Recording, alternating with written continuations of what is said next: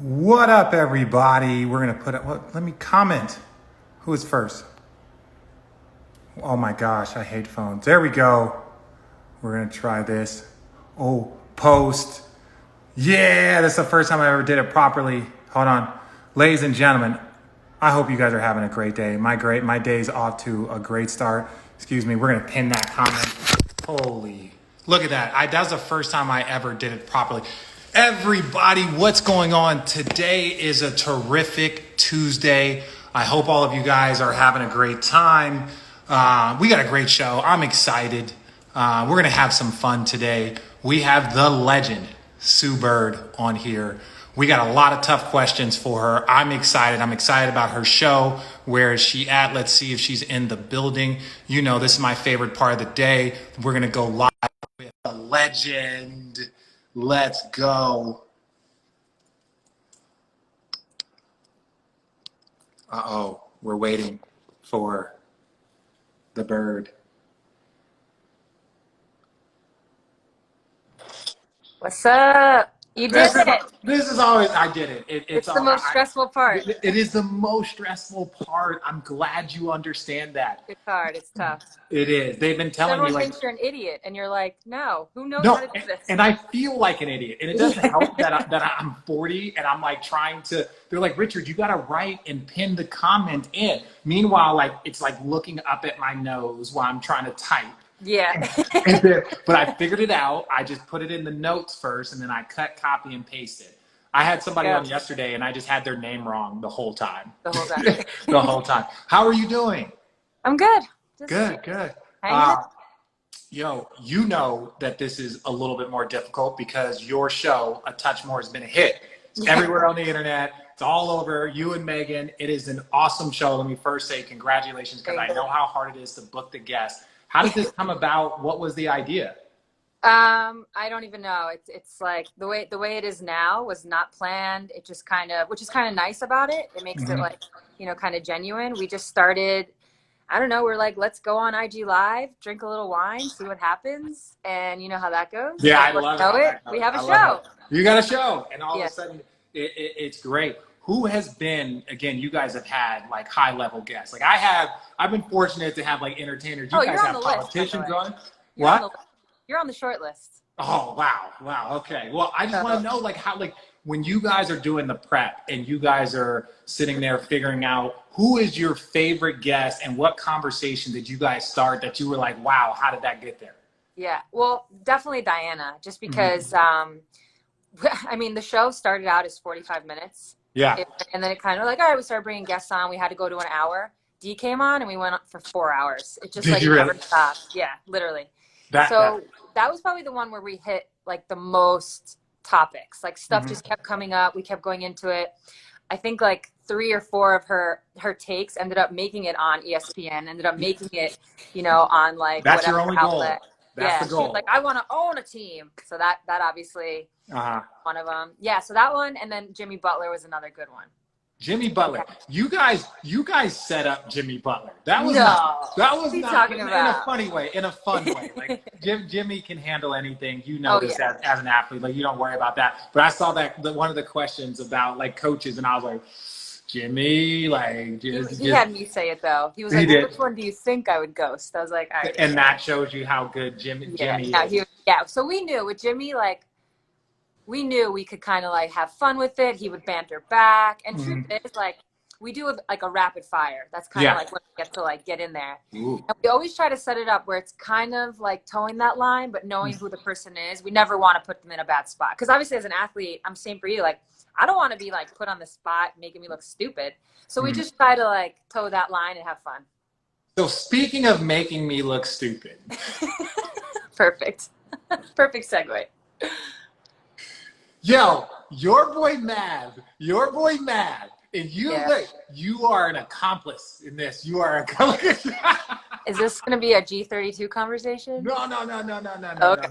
No. Mav, when you guys interviewed Carmelo, and he was talking about, do you remember with the conversation that you and Bron had, and he was like, you remember y'all said that y'all was going to go destroy him, and I was like, damn, did Carmelo really destroy me the next year? And I'm looking at you giggling. I'm looking at Matt giggling. It was very funny. It was very funny. And this is the thing, and you know this as an athlete, we're all competitors. But at the end of the day, as long as you keep it in that zone, yo, we can talk trash. We can have all the fun we want. But I went and pulled the receipts, and I was like, that is pretty funny. I was like, man, he didn't kill me. Yeah, I was like, man, he didn't kill me the next year. Like, what are you talking about? You said you could check the stats. Yeah, I know. But that's where you have the stats. Look, I want to talk about you. Obviously, you and Megan, but you. I want to talk about you and what you have done for the women's game and women's athletes, like across the country. The job that you took with the Denver Nuggets. How did that come about? Like, I was there. It was my last year in the league.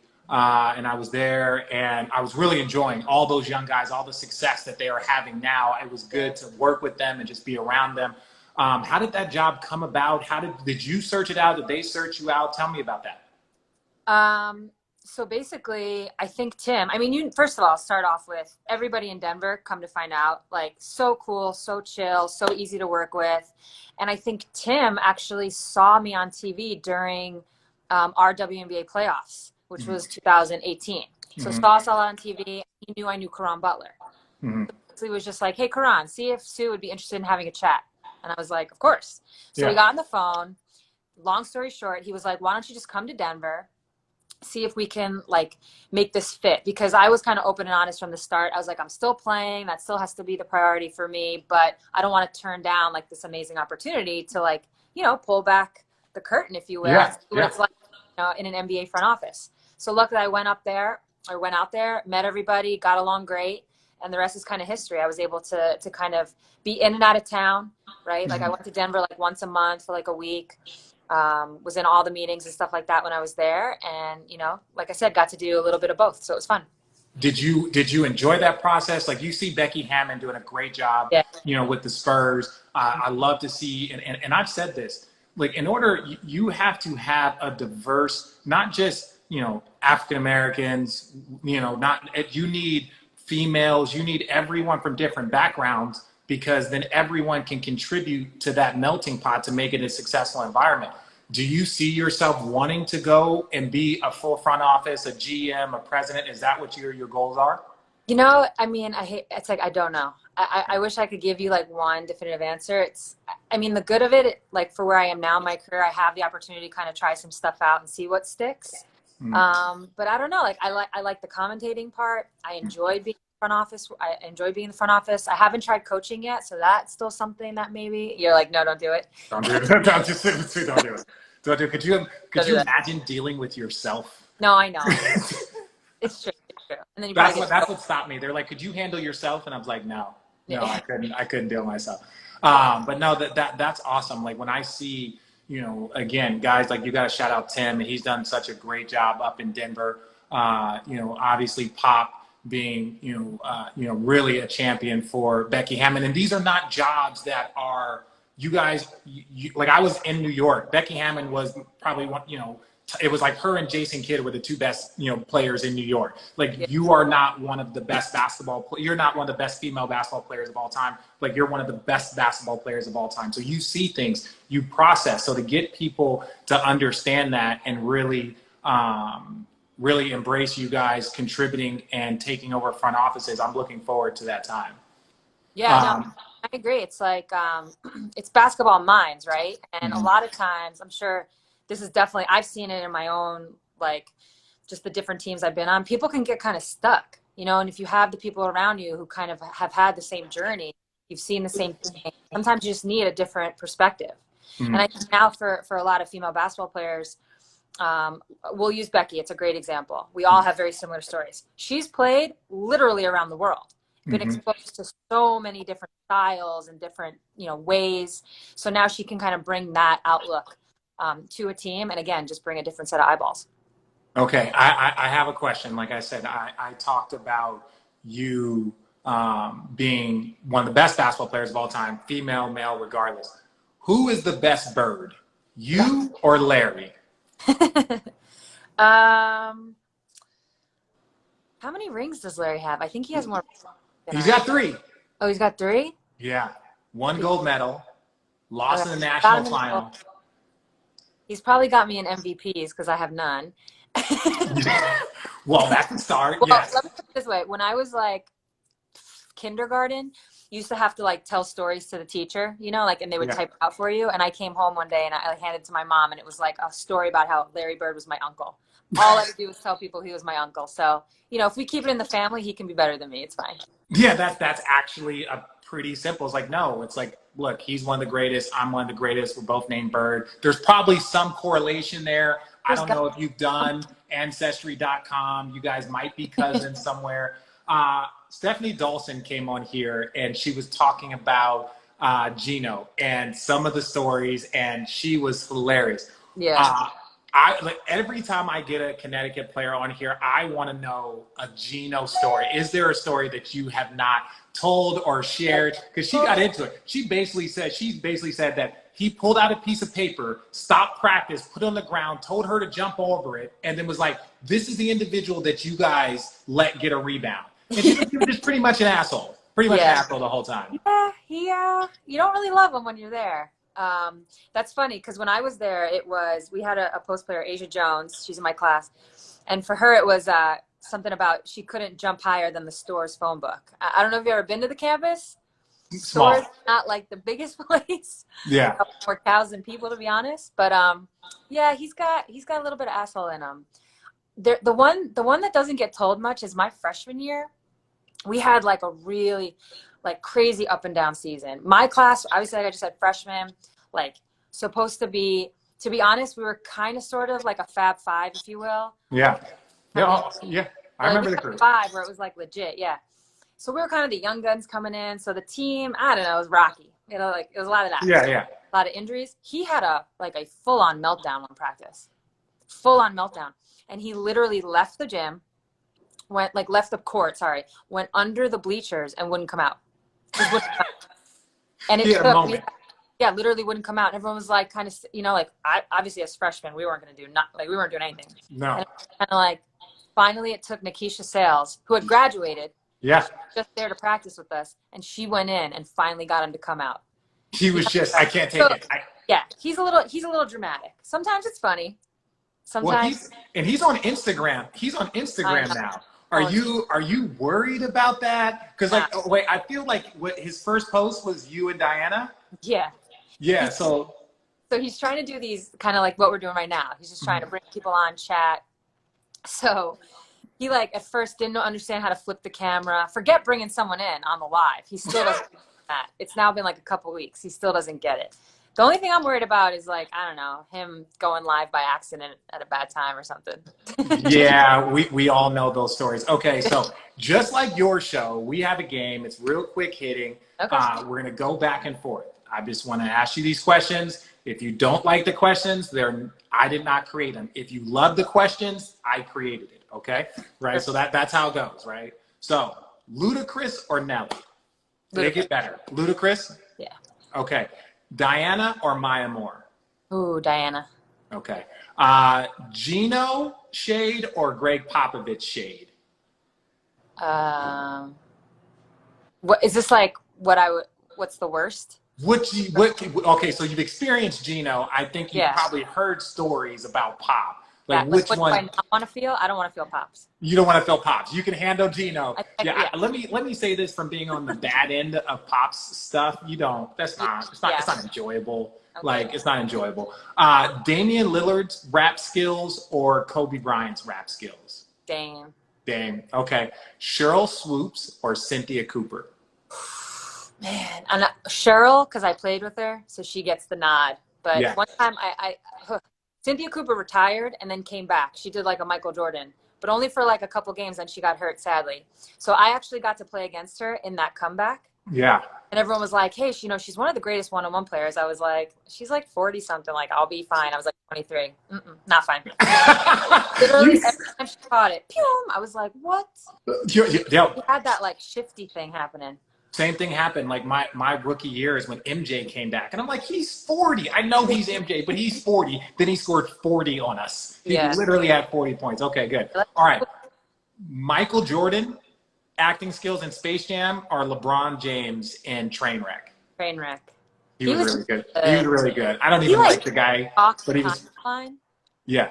I was like the rap lyric, but he like talked it. I was like, that's pretty good. That's pretty good. Good for him. Yeah. I wish he had more skills in his life. Screw him. Your shoe collection or PJ Tucker's? PJ's. Really? Yeah, he just gets like the exclusive on exclusive. He works hard. He works really. That's like that's his full-time job. But outside of PJ Tucker, would you consider yourself 1A or 1B? I think I'm up there, but I don't think like there's some people, even in the WNBA. Tamara Young, Epiphany Prince. There's some women who have like legit collections. Okay. 2008 Women's Olympic Team or 2016 Women's Olympic Team? 16. It's okay. I'm with it. 16. Okay, so I stole this question from your Mother's Day episode. Okay. You in soccer or Megan in basketball? So is there going to be an obstacle course like that you guys can so we can test this out? This is the true answer. Okay. If we were like 18, me in soccer. Now, her in basketball by a mile. Yeah, really? Megan's got a little jump shot. She got a little jump shot? Yeah. Like step backs, it's hilarious, but jump shot. So I can't get out of I can't let you go without telling you how much of a fanboy I am of Megan. I really am. I'm also I'm a fan of you. We've been around each other for years, but I went to, I saw them play in the final in Germany when they lost. So so I'm in London by myself. And I was like, yo, if they beat Brazil, then obviously the header, the pass, all of that. So I was like, if they beat Brazil, I'm in London. If they win the next game, then I'm going to go. I go there by myself, one ticket, a day flight, and I'm just going to go watch the U.S. women's national team. I run into an agent, forgive me, I can't remember his name, but he was like, oh, just come hang out with us. So I'm meeting Drew Holiday, Holiday brothers are all there. Everyone's hanging out. And then obviously it doesn't go the way they want. So I see the agent. I'm like, hey, thank you for everything. He's like, no, come with us. Right. So I get on the bus. I'm now on the bus going back to the hotel. Now I've lost in the finals. You've had tough losses. You know what those bus rides are like. They are dead silent. They are eerie. So we get back and I'm sitting there just having a surreal moment. And that was the only time I've ever met Megan. She's awesome. The entire team was awesome. I'm such a big fan of what you guys are doing for women's sports, being activists and speaking out. I'm so happy for you and her and everything that you guys are doing for women athletics. And I just wanted to say thank you. And I'm a huge fan. Thank you. I really appreciate it. I'm not joking about you coming on the show. Let me know. I will drink.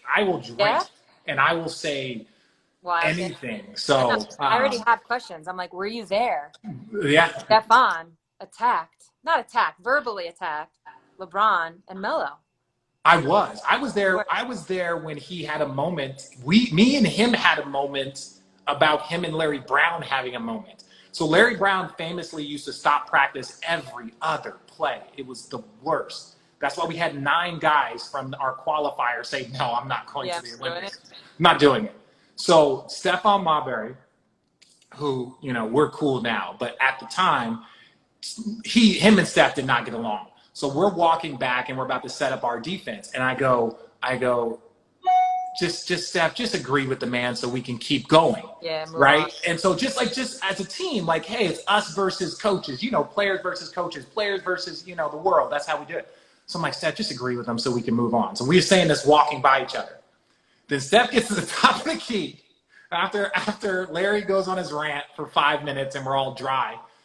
He turns and looks at me. He's like, and I'm not going to just agree with him if he's wrong. And I'm like, hey, what the? Yeah. Like, what? Why are you yelling at me? I'm trying to do this for the team. So it was like D Wade says he's going to do a documentary on the Redeem team. But boy, that 04. I feel like you have to tell the story of 04 to understand what Redeem meant. Yes. You know what I mean? Like part of it. It was huge. But it was awesome. I got a lot of love for Melo, even though he was, throwing a little bit of shade my way. So, but thank you again for coming on here and hanging out. Everyone, go watch A Touch More. Is it Megan's or your Instagram? We actually flip flop. We like post it beforehand. It's one of us. You'll find Okay, one it's of us. one of you. Well, go follow Sue. Go follow Megan. Go see a touch, watch a touch more. It's amazing. Great interviews. You know, they're far better than anything that I've ever done on here. So it'll be informative and funny. So thank you so much, Sue. Yeah, man. Good to see you. Thank Good you. to see you.